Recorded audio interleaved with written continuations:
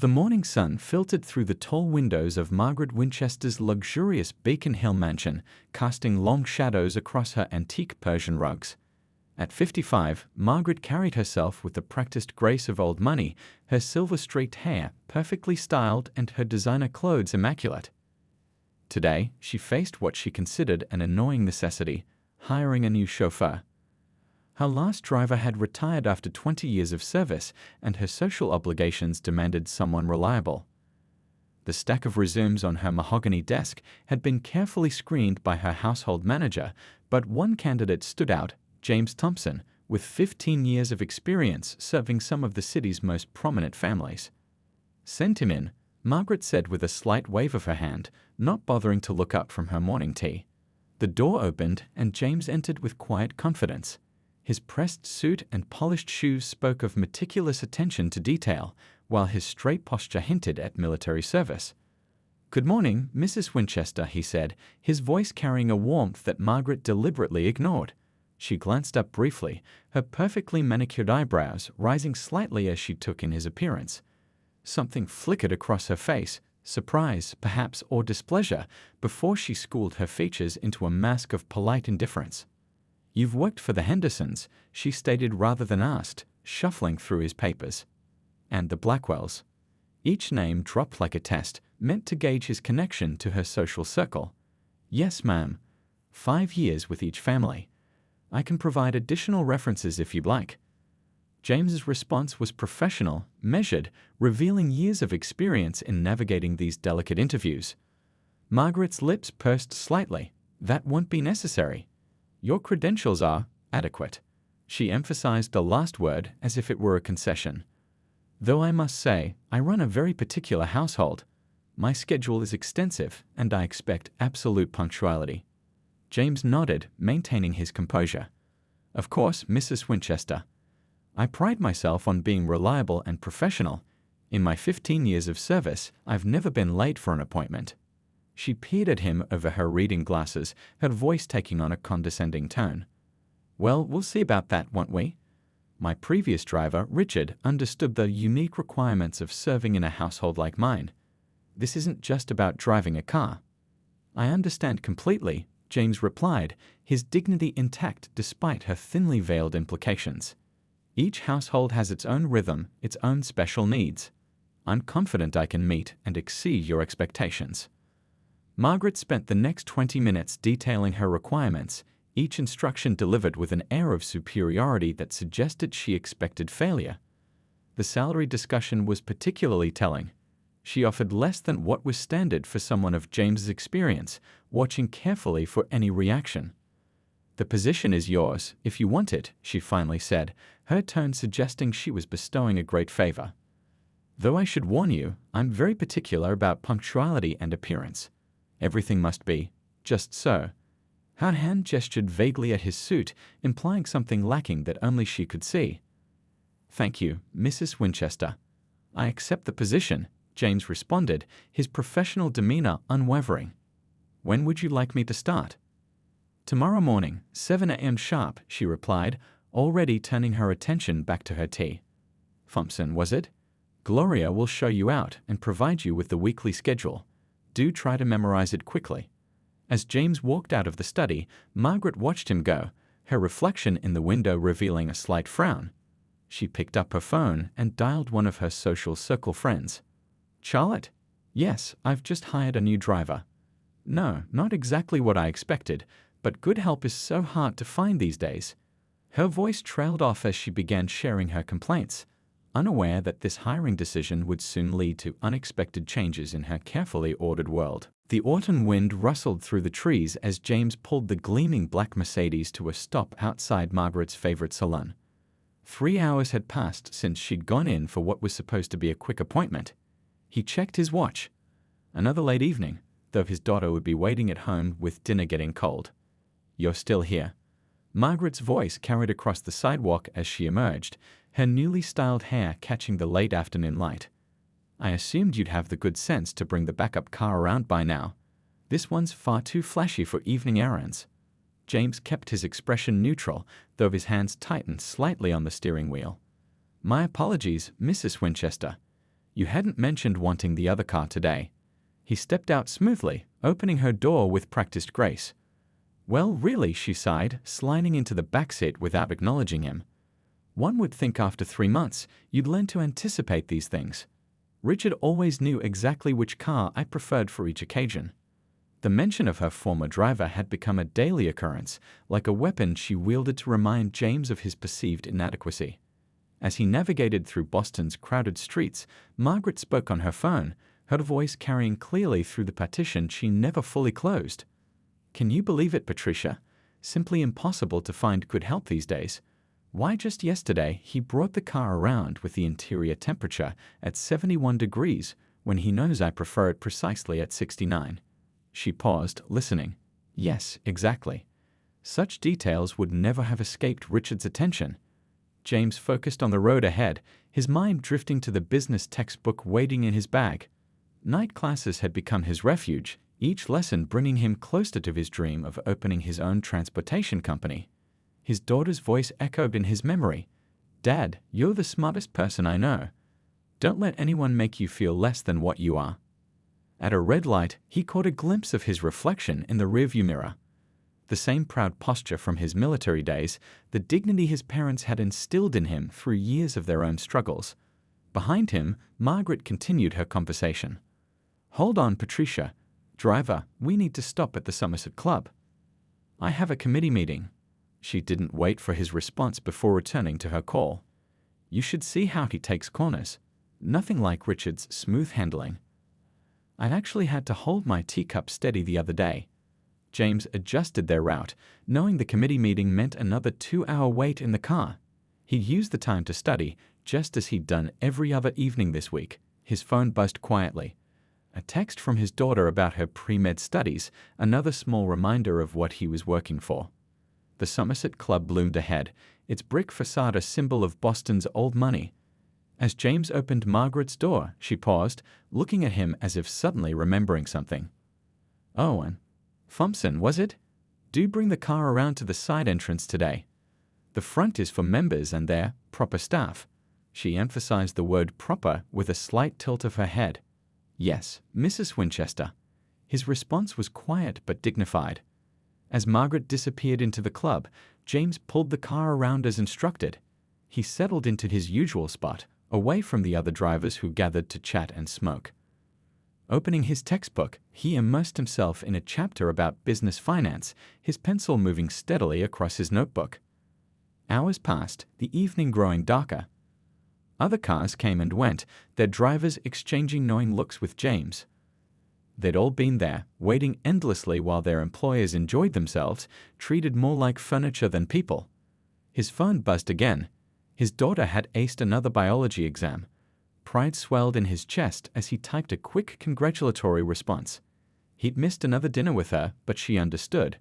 They were both working towards something bigger. Finally, well past 9, Margaret emerged with several other club members.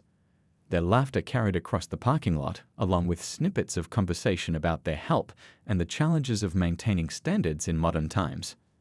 I don't know how you manage, one woman said to Margaret, loud enough for James to hear as he held the car door. I simply couldn't deal with such changes to my household staff. Margaret's reply was equally pointed. One must make do in these trying times. Though I must say, it does affect one's daily comfort. The drive home was filled with Margaret's phone calls, each one a variation on the same theme.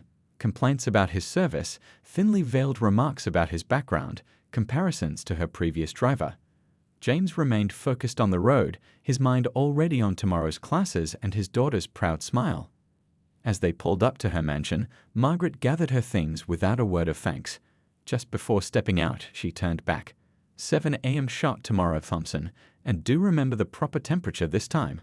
One would think such simple instructions wouldn't need constant repeating. Yes, Mrs. Winchester. Good night. Watching her disappear into her house, James sat for a moment in the quiet car. He pulled out his daughter's text message again, reading her excited words about her exam. A small smile crossed his face as he started his drive home. Tomorrow would be another day of subtle jabs and quiet endurance, but every indignity was a step towards something greater, for himself, for his daughter, and for the dreams his parents had sacrificed so much to protect. The winter storm had been building all day, turning Boston into a white blur of swirling snow. James had just arrived home after dropping Margaret at her annual charity gala, his evening class cancelled due to the weather. He was settling down with a hot cup of coffee when his phone rang. The caller ID showed the Winchester household. "Hello," he answered, expecting Margaret's usual complaints about needing a different venue or a last-minute schedule change. Instead, he heard Gloria, the housekeeper's, panicked voice. "James, thank God you answered. It's Tommy, Mrs. Winchester's grandson. He's burning up with fever, and the roads are terrible. The regular ambulance services are backed up for hours because of accidents." James was already reaching for his coat. "Where is he?" "At the mansion with the nanny. Mrs. Winchester is at the Heritage Club for the gala, but we can't reach her. The cell signals are down because of the storm." Gloria's voice cracked with worry. "The nanny says his temperature is over 104 and he's becoming delirious." Through the window, James could see the snow falling in thick sheets. The weather alert on his TV warned against any travel, showing footage of cars stranded on the highway. But he thought of the little boy who always waved to him from the window, who once drew him a picture of the car and proudly signed it from Tommy. "I'm on my way," he said firmly. "Keep him cool until I get there." The drive to the mansion was treacherous. Snow had already accumulated several inches on the roads, and the wind rocked the heavy Mercedes. James gripped the steering wheel tightly, using all his military driving training to keep the car steady. Other vehicles had pulled over or slid into ditches, their hazard lights blinking weakly through the white haze. When he finally reached the mansion, the nanny rushed out with Tommy bundled in blankets. The boy's face was flushed with fever, his usual energetic chatter replaced by quiet whimpers. "The nearest emergency room is overcrowded," the nanny said, climbing into the backseat with Tommy.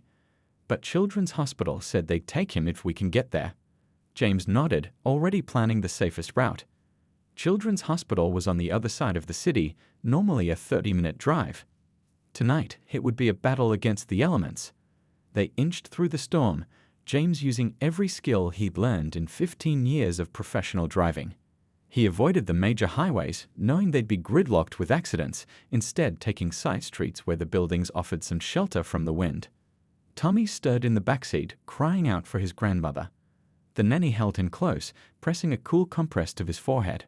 "Almost there, sweetheart. Just hold on." James pressed on, his hands steady on the wheel even as the wind threatened to push them off course. He'd driven through sandstorms in his military days, but this was different. Every moment mattered, every careful turn bringing them closer to help. Finally, the hospital's lights appeared through the curtain of snow. As James pulled up to the emergency entrance, medical staff rushed out with a gunny. They'd been waiting, alerted by the nanny's calls. Just as they were wheeling Tommy inside, another car pulled up, fishtailing slightly in the snow. Margaret burst out, her elegant gala dress hidden under a heavy coat, her carefully styled hair dusted with snowflakes. "Tommy," she cried, rushing forward. Then she stopped, realizing who had brought him. "Thompson, I dismissed you for the evening." James stood quietly by the car, snow gathering on his shoulders. Gloria called about Tommy's fever. The ambulances were delayed because of the storm. Margaret looked from James to the hospital entrance where they were taking Tommy, then back to the terrible conditions on the road. For the first time, something shifted in her expression, a crack in her usual mask of superiority. A young doctor hurried out to meet them. "Mrs. Winchester, your grandson is in good hands. You got him here just in time. His fever was dangerously high." Another hour of delay. She left the sentence unfinished, leading Margaret inside. Margaret paused at the door, turning back to where James still stood by the car. The wind whipped around them, but for a moment, their eyes met. She opened her mouth as if to say something, then closed it again, hurrying inside after her grandson. James remained at the hospital for hours, waiting to make sure Tommy was stable before driving the nanny home. The storm raged on, but the tension in his shoulders had eased. As he finally headed home in the early hours of the morning, he thought about how quickly life could change, how emergencies stripped away pretenses and showed what really mattered. His phone buzzed. A text from his daughter checking if he was safe in the storm. He smiled, thinking how proud she'd be when he told her about tonight. Not because he'd done anything extraordinary, but because he'd done what was right, regardless of how he'd been treated. The next day's schedule would still show his regular duties, picking up Margaret, enduring her commentary, wading through her endless appointments. But something had changed in those desperate hours through the storm. Sometimes it took a crisis to reveal the truth about people, both to themselves and to others. The hospital corridors buzzed with activity as Margaret paced outside Tommy's room. Her designer heels clicked against the polished floor, the sound mixing with the steady beep of medical equipment. The storm had passed, leaving behind a quiet blanket of snow outside the windows. Mrs. Winchester. A young doctor approached, her white coat pristine, her manner confident but kind. Your grandson is responding well to treatment. His fever has finally broken. Margaret released a breath she hadn't realized she was holding. Thank heavens. When can I take him home? We'd like to keep him for observation until tomorrow. Dr. Chen will be doing rounds soon. She's the one who recognized the symptoms immediately and started the correct treatment. Actually, she's one of our most promising residents. Just then, a young woman in a white coat rounded the corner, her face buried in a medical chart. She looked up, and Margaret noticed her eyes. The same determined expression she'd seen somewhere before. Mrs. Winchester, the young doctor said warmly, I'm Dr. Chen. I've been overseeing Tommy's care. She spoke with quiet confidence, her expertise evident in every word as she explained Tommy's condition and treatment plan. As Dr. Chen talked, Margaret felt a nagging sense of familiarity. Something about her bearing, her dignified way of handling herself. Their conversation was interrupted by a soft knock. James stood in the doorway, holding Tommy's favorite stuffed dinosaur that had been left in the car the night before. Thompson. Margaret started to dismiss him with her usual wave, but then she saw something that made her pause. The way Dr. Chen's face lit up at the sight of him. Dad, she exclaimed, quickly composing herself back to professional demeanor. I mean, Mr. Thompson, I didn't expect to see you here this morning. Margaret's world tilted slightly on its axis. She looked between them, the respected young doctor and her chauffeur, seeing for the first time what she'd been blind to for months. Your father? She asked, her voice barely above a whisper. Dr. Chen straightened, that same quiet dignity Margaret had seen in James showing in her posture. Yes, Mrs. Winchester. James Thompson is my father. He's the reason I'm able to be here today, serving as a doctor. From Tommy's room came the sound of cartoons playing softly on the TV. Margaret walked to the window, her mind racing through every interaction she'd had with James over the past months. Every dismissive comment, every time she'd spoken about him as if he weren't present. Behind her, she could hear Dr. Chen speaking quietly with her father. Their words drifted over. The night shift was rough, but worth it. 3 emergency cases. Did you get any rest? A little. Had to review some patient files. You're working too hard. Don't forget to eat. Their exchange revealed years of mutual support and understanding, a father and daughter who'd overcome obstacles Margaret couldn't begin to imagine. She thought of her own privileged life, of Tommy's future laid out with every advantage. A nurse approached Dr. Chen with another chart, and she excused herself with the practiced ease of someone who'd earned their place in these halls. I'll check on Tommy again before my rounds end, she promised Margaret. Left alone with James, Margaret struggled to find words. He stood there, still holding the stuffed dinosaur, still maintaining his professional demeanor despite everything. Your daughter, she began, then stopped. What could she say? That she was impressed? That she never would have guessed. Every potential comment felt tainted by her previous assumptions. Dr. Chen is an excellent physician, James said simply, his pride evident but understated. She worked very hard to get here. Margaret thought about her own children, given every opportunity without question. How did she? Night shifts at the diner during high school. Academic scholarships. Student loans. James's voice carried no bitterness, just stated facts. And determination. She never let anyone tell her what she couldn't do. Through the window, Margaret watched hospital staff hurrying through the snow-covered parking lot. Some headed home after long nights, saving lives, others arriving to begin their shifts, each one carrying their own stories, their own dreams. "Mr. Thompson," she said finally, turning to face him. "Last night when you drove through that storm." "It was the right thing to do," he said quietly. A small voice called from the hospital room.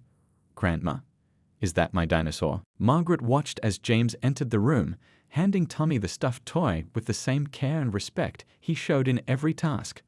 The boy's face lit up, not seeing a chauffeur, but simply the kind man who'd brought his favorite companion. Standing in the doorway, Margaret felt the walls of her carefully constructed world begin to crack. The hospital corridor continued its busy rhythm around her, doctors and nurses rushing past, families waiting for news, lives intersecting in ways she'd never bothered to notice before.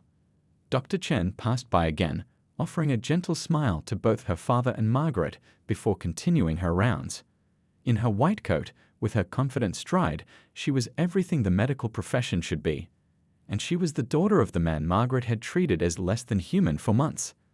The morning sun broke through the clouds outside, casting long shadows across the hospital floor. In that light, Margaret began to see things differently, not in terms of social status or old money traditions, but in the simple truth of human dignity and determination. The morning after Tommy's release from the hospital, everything seemed to return to its usual routine. The Mercedes purred through Boston's streets, carrying Margaret to her appointments. But there was a heaviness in the air, like storm clouds gathering before rain. "The temperature's wrong again," Margaret muttered from the backseat, though her voice lacked its usual sharp edge. "And we're taking the longer route today." James watched her in the rearview mirror, noting how she avoided meeting his eyes. Since discovering his daughter was Dr. Chen, she'd been struggling to maintain her usual dismissive attitude. But old habits die hard. "I suppose your daughter would take a more efficient route," she added, almost under her breath. The car slowed at a red light. Years of patience, of quiet dignity, of swallowing words, something shifted inside James. The light turned green, but he carefully pulled the car to the curb and put it in park. "Mrs. Winchester," he said quietly, turning to face her. "I think it's time we had a conversation." Margaret looked startled, as if a piece of furniture had suddenly started speaking. "Thompson, what are you doing?" "I have an appointment." "You've been making comments about me, my work, and now my daughter for months," James continued, his voice steady. "I've stayed quiet out of professional courtesy. But today, I need you to hear my story." Something in his tone made Margaret settle back into her seat, a scheduled appointment forgotten. Perhaps it was the same quiet authority she'd heard in Dr. Chen's voice at the hospital. "I served in the military for 12 years, James began. "Tank commander. Led missions through sandstorms and combat zones. When my wife got sick, I came home to take care of her and our daughter." Margaret's hand tightened on her designer purse, but she remained silent. "The medical bills took everything we had. After my wife passed, I had a choice, bitter or better. I chose better. Started driving cars because it was honest work that could support my daughter's dreams. Studied business at night because I believe in always moving forward. Through the car windows, Boston's busy streets continued their daily rhythm. A world Margaret observed from her privileged position, while James navigated through it every day. Every morning," he continued, "I polish this car to perfection. Not because I have to, but because anything worth doing is worth doing right. That's what my parents taught me, what I taught my daughter. Excellence isn't about who you are or where you come from, it's about what you do with what you have." Margaret's eyes dropped to her hands, manicured fingers twisting in her lap. "You mentioned efficiency," James said, a hint of pride entering his voice. "My daughter got that from watching me plan routes through the city for 15 years. She applied that same attention to detail to her medical studies. Graduated top of her class while working part-time, just like I'm taking business classes while driving you to your appointments." A police siren wailed in the distance.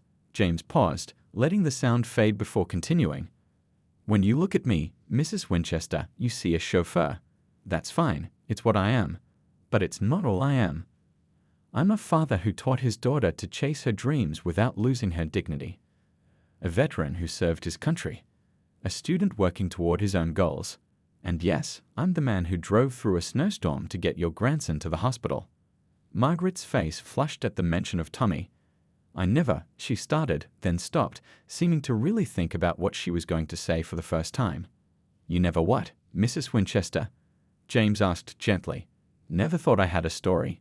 Never considered I might be more than your assumptions about me." A tear slipped down Margaret's cheek, catching her by surprise. She quickly wiped it away, but not before James noticed. "I don't expect you to change your worldview overnight," he said, his tone softening.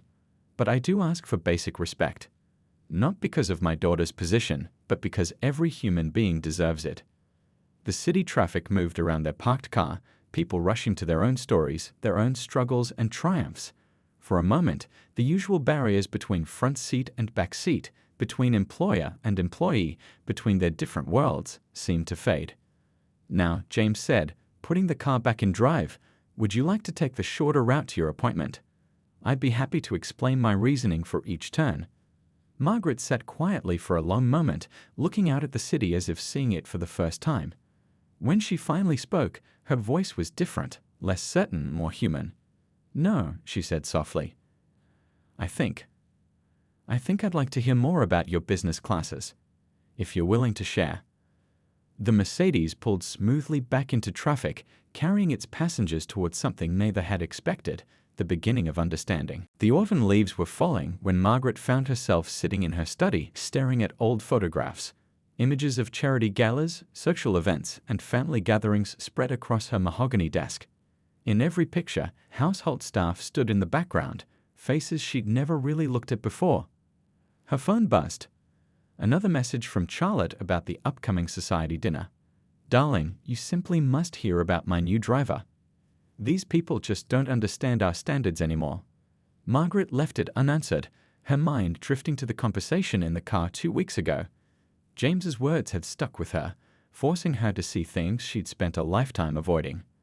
The door opened softly, and Gloria, her housekeeper of 20 years, entered with tea. "Will you be attending the garden club meeting today, Mrs. Winchester?" Margaret looked up, really seeing Gloria for the first time. How many mornings had this woman arrived early to ensure everything was perfect? How many family celebrations had she helped organize? What dreams and stories did she carry? "Gloria," Margaret said suddenly, "please, sit down for a moment." The housekeeper hesitated, surprise crossing her face. In 20 years, she'd never been invited to sit in the study. "Tell me about your family," Margaret said softly. "All these years, and I realize I've never asked." Gloria slowly sank into the chair, her hands folding neatly in her lap. As she began to speak about her grandchildren, her voice grew warm with pride. One was studying engineering, another playing violin in the youth symphony. The grandfather clock ticked quietly in the corner as Margaret listened, really listened, to stories of struggle and triumph, of sacrifices made for education, of dreams passed down through generations. Later that afternoon, James drove Margaret to her regular hair appointment. But instead of heading to her usual salon in Beacon Hill, she asked him to stop at a small diner. "I thought we might have lunch," she said, watching his surprised expression in the mirror. "That is, if you're willing to join me." The diner was nothing like her usual establishments. Formica tables, vinyl seats, the smell of coffee and grilled onions in the air. A waitress greeted James with familiar warmth. "Your usual spot?" she asked, then paused, seeing Margaret in her designer outfit. "Actually," James said, "we'll take a booth today." Over cups of coffee that didn't come in fine china, Margaret listened as James shared more about his journey. His voice grew animated as he talked about his business classes, about his dream of starting a transportation company that would give opportunities to other veterans. "The hardest part," he said, stirring his coffee, "isn't learning the material. It's having people look past their first impressions to see what you're capable of." Margaret thought about her social circle, about the countless times she judged people based on their jobs, their clothes, their backgrounds. The weight of generations of privilege felt heavy on her shoulders. That evening, she cancelled her garden club meeting. Instead, she sat in her study making phone calls, not to her usual social circle, but to contacts who might help with small business loans, to friends on boards who might be interested in a veteran-owned transportation service. The next morning, she found herself doing something unprecedented, sitting in the front seat of the Mercedes, looking through James's business plan. Her years of connections and business knowledge, previously reserved for maintaining social status, now focused on something more meaningful. "The projections are solid," she said, reviewing his numbers. But the initial capital? She paused, an idea forming. You know, Tommy's trust fund isn't the only investment I oversee. Days turned into weeks. Margaret's usual routine shifted. Her friends noticed the changes, how she treated service staff with newfound respect, how she'd grown quiet during their complaints about the help. At a charity gala, Charlotte cornered her near the champagne fountain. "Margaret, darling, you've been different lately.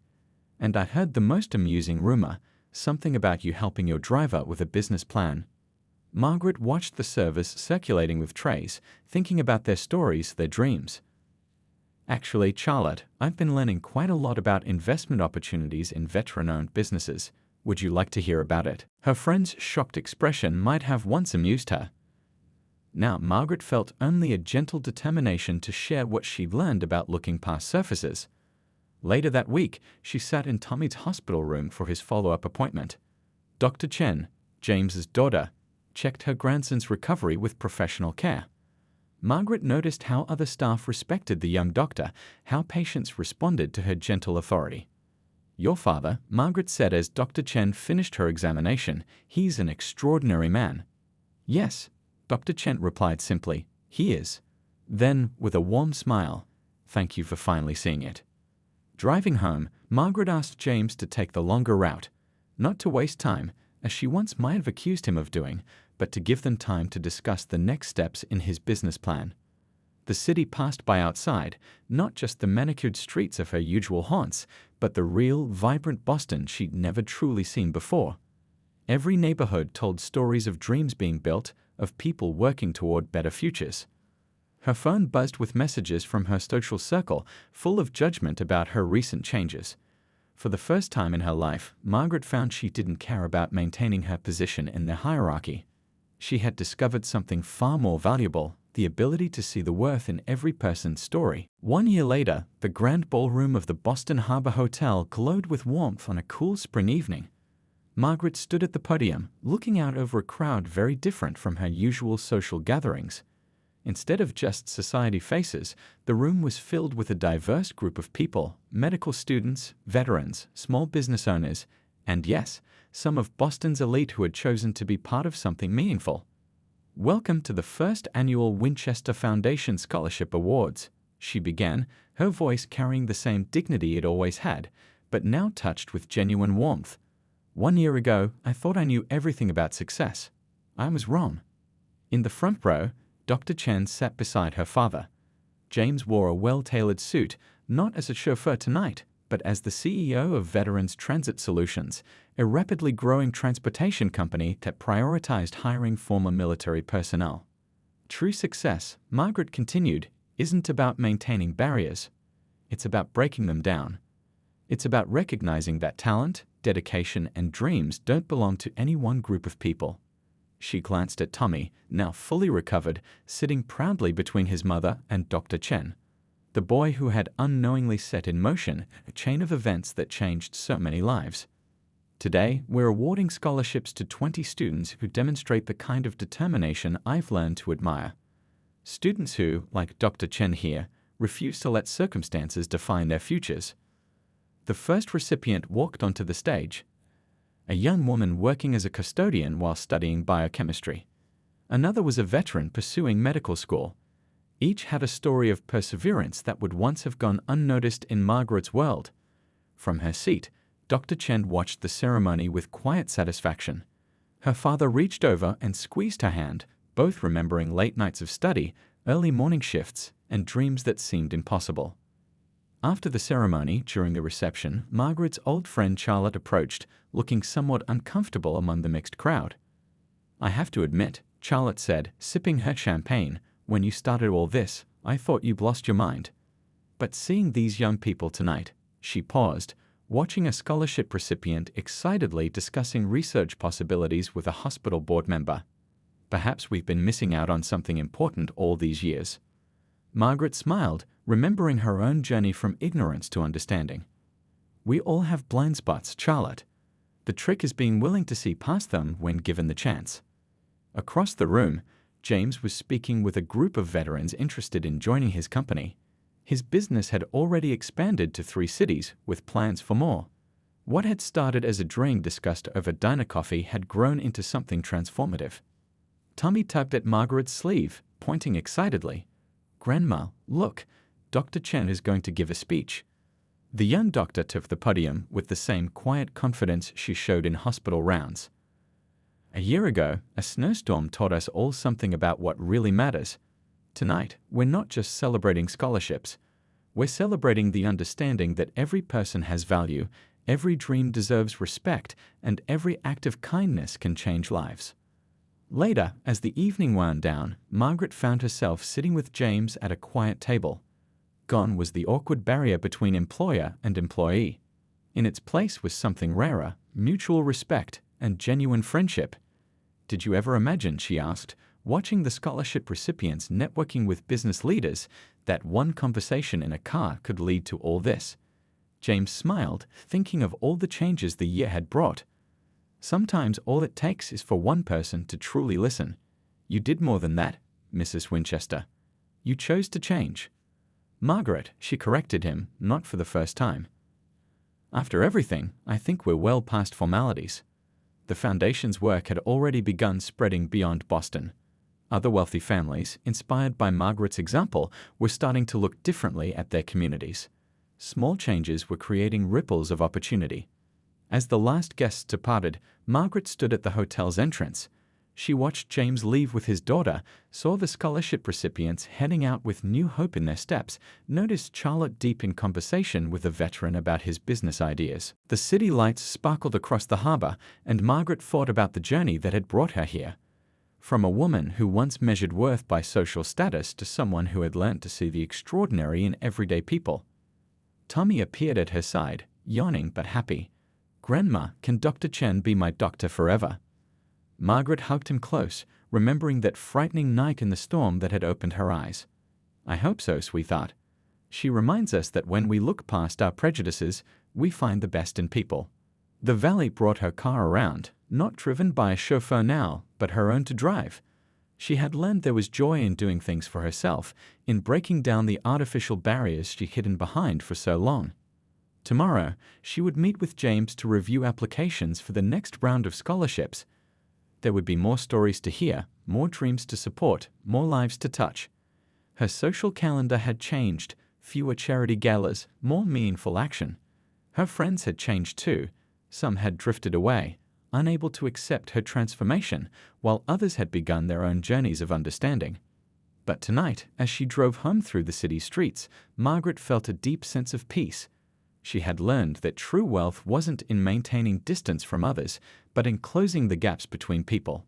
In recognizing that every person who crossed your path had value, had dreams, had the potential to teach you something about life and yourself. The lesson she had learned from her chauffeur had become her legacy, one of breaking down barriers, building bridges, and believing in the worth of every human being.